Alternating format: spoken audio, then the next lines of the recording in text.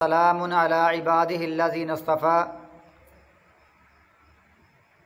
हमारा ये अक़ीदा है कि अल्लाह ताला इल्म गैब जानता है। गैब का इल्म अल्लाह के पास है। अल्लाह ताला के अलावा इस दुनिया कायनात में कोई भी हस्ती गैब नहीं जानती। ना कोई फ़रिश्ता गैब जानता है, ना कोई जिन गैब जानता है, ना कोई नबी वली गैब जानता है, ना कोई सहाबी ताबी गैब जानता है। गैब सिर्फ़ अल्लाह के पास है।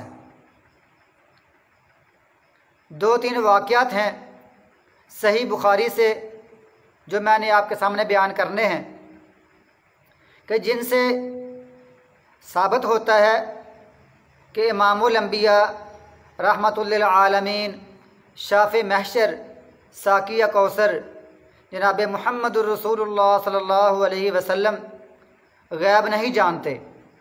आइए मैं आपके सामने वो वाक़यात बयान करता हूँ। पहला वाक़या कि साद बिन उबादा रज़ी अल्लाह ताला अन्हु बीमार हो गए तो उनके पास रसूल करीम जनाब मुहम्मदुर रसूलुल्लाह सल्लल्लाहु अलैहि वसल्लम इमाम कायनात उनके पास आते हैं तीमारदारी के लिए। और आपके साथ अब्दुर्रहमान बिन औफ, साद इब्न अबी वक़ास, अब्दुल्ला बिन मसऊद रिज़वानुल्लाहि अलैहिम अजमाइन हैं, वो भी आपके साथ जाते हैं। जब नबी सल्लल्लाहु अलैहि वसल्लम वहाँ पहुँचे तो उनके साइड में साद बिन उबादा के चारों तरफ घर वाले मौजूद थे। उन्होंने इनको घेरा हुआ था। तो अल्लाह के रसूल पूछते हैं क़द क़ज़ा, क्या ये फौत हो चुके हैं? क्या अल्फाज हैं? क़द क़ज़ा, ये सवालिया है, क्या फौत हो चुके हैं?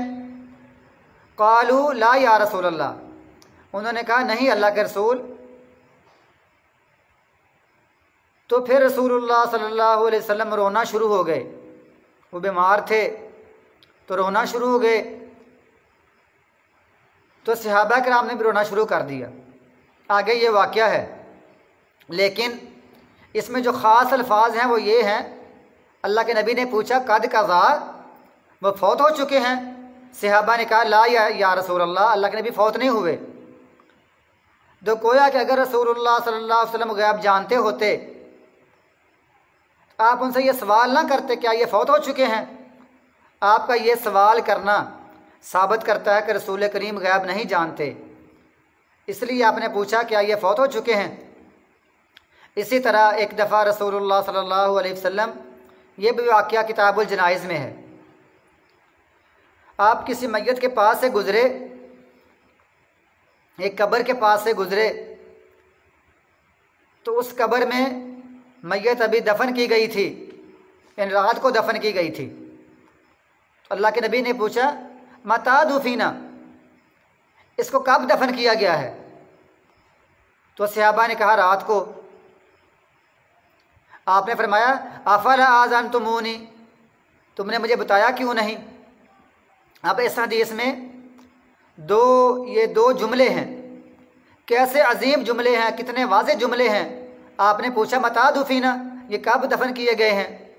तो गोया कि रसूल करीम सल्लल्लाहु अलैहि वसल्लम गैब नहीं जानते, आप पूछ रहे हैं कि कब दफन किए गए हैं। इसी तरह आपने बाद में पूछा अफला आज़नतुमूनी, तुमने मुझे बताया क्यों नहीं।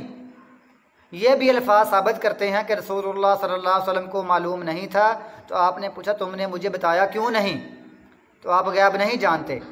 इसी तरह एक सहाबी की रसूलुल्लाह सल्लल्लाहु अलैहि वसल्लम उनका जनाज़ा पढ़ने लगे तो आपने पूछा हल अलैहि दईनुन, क्या इस पर कर्ज़ा है। आपका ये पूछना कि इस पर कर्ज़ा है, ये चीज़ साबित करती है कि रसूलुल्लाह सल्लल्लाहु अलैहि वसल्लम गैब नहीं जानते। अगर जानते होते तो आपको मालूम होता कि इस पर कर्ज़ा है। आपका ये पूछना हल अलैहि दईनुन, क्या इस पर कर्ज़ा है, ये साबित करता है रसूल करीम जनाब मुहम्मद रसूलुल्लाह सल्लल्लाहु अलैहि वसल्लम गैब नहीं जानते। अल्लाह ताला हमारा जो अक़ीदा है वो भी दुरुस्त करे और हमें इसी अक़ीदे पर मौत दे अल्लाह ताला की जो सिफ़तें हैं वो अल्लाह के साथ ख़ास हैं, जो अम्बिया की सिफ़तें हैं वो अम्बिया के साथ ख़ास हैं, जो बाकी लोगों की सिफ़तें हैं वो उनके साथ ख़ास हैं। अल्लाह के सिफ़ात में, अल्लाह के नामों में, अल्लाह की ज़ात में कोई शरीक नहीं है।